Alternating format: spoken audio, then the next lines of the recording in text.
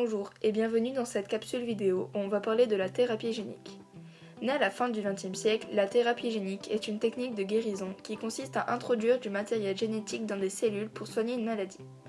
On se demandera donc en quoi consiste précisément la thérapie génique et quelles opportunités offre-t-elle. Grand 1. Présentation et différentes approches. Initialement, soit à la fin des années 80, cette thérapie a été conçue pour suppléer, c'est-à-dire remplacer un gène défectueux en cas de maladie monogénique. L'objectif était d'insérer dans les cellules une copie fonctionnelle du gène qui fait défaut afin que les protéines produites disposent des vecteurs capables d'intégrer ce gène au génome des cellules. Entre 1989 et 2017, les modalités sont allées plus loin, avec 65% des essais cliniques qui concernaient le traitement de cancer. Mais aujourd'hui, cette technique peut être abordée sous différentes approches, comme suppléer un gène déficient, supprimer ou réparer un gène anormal directement dans la cellule, modifier les ARN messagers pour obtenir une protéine fonctionnelle, produire des cellules modifiées en les dotant de propriétés thérapeutiques, antitumorales par exemple, ou encore modifier des virus pour qu'ils détruisent des cellules cancéreuses ou produisent des molécules actives. Le premier essai de thérapie génique classique a été mis en œuvre dans le cadre de la mucoviscidose. Cet essai, malgré qu'il fut peu concluant, a encouragé à poursuivre les recherches. Grand 2. Les principaux succès et évolutions. Depuis quelques années, l'évolution très rapide des connaissances et des technologies a permis d'élargir la thérapie génique. Mais des équipes continuent d'explorer de nouvelles stratégies. C'est le cas par exemple de l'équipe d'Alain Fischer de l'hôpital Necker à Paris qui réalisa en 2000 la première thérapie génique chez une fillette de 4 ans atteinte de déficit immunitaire. Ce fut le premier succès mondial.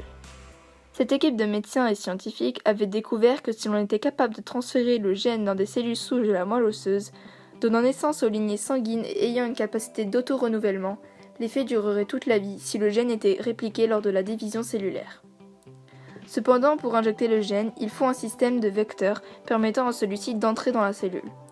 Le problème est qu'à un moment donné, 99,9% des cellules souches sont au repos, c'est-à-dire qu'elles ne se divisent pas. C'est pourquoi cette thérapie ne fonctionne que sur une situation privilégiée qui combine 3 facteurs.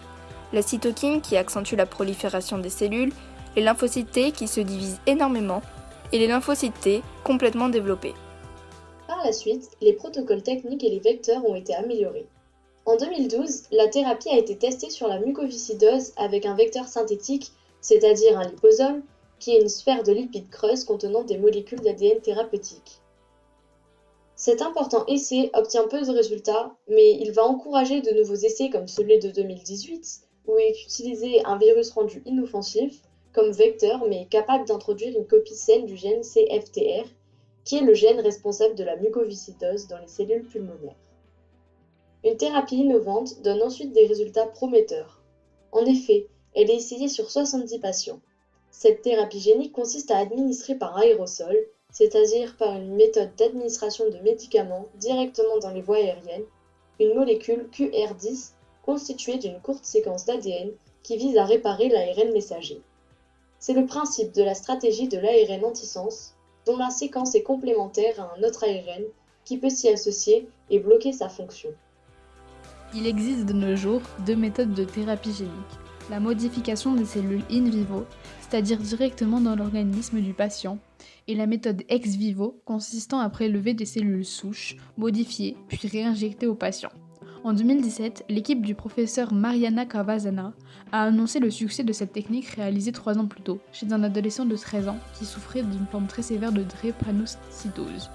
Cette technique permet de mieux contrôler les étapes, d'utiliser moins de vecteurs et d'éviter la dispersion de traitement dans des organes non ciblés.